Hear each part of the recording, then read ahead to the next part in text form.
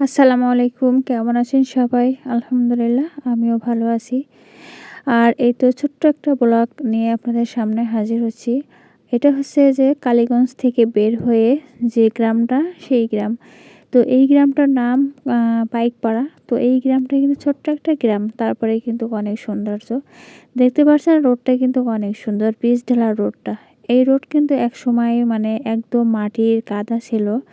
যে এখানে কিন্তু এভাবে কেউ আসতো না, যাইতো না। আমরাও কিন্তু আসিনি ওইভাবে। তো এই রোডটা কিন্তু অনেক সুন্দরভাবে তৈরি করেছে।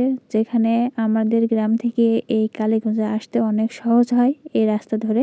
তো আগে অন্য হাই রোড দিয়ে যাওয়া হতো। ওই রোডটা থেকে অনেক দেরি হতো, সমস্যা হতো, অনেক মানে হাঁটাহাঁটি করতে হতো।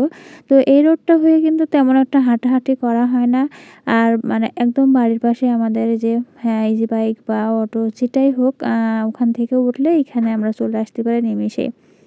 আর এই তো আমার বড় ভাই ছিল, আমার বড় ভাই সাথে মানে বাইকে আমি বাড়ি যাচ্ছিলাম আর আমি ভিডিওটা করছিলাম।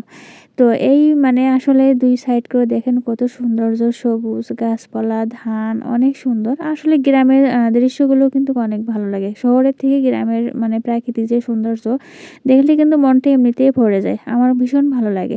তো আজকের ভিডিওটা কেমন হয়েছে সবাই একটু জানাবেন। আর নেক্সট ভিডিও দেখার জন্য সবাইকে আমন্ত্রণ। আল্লাহ হাফেজ।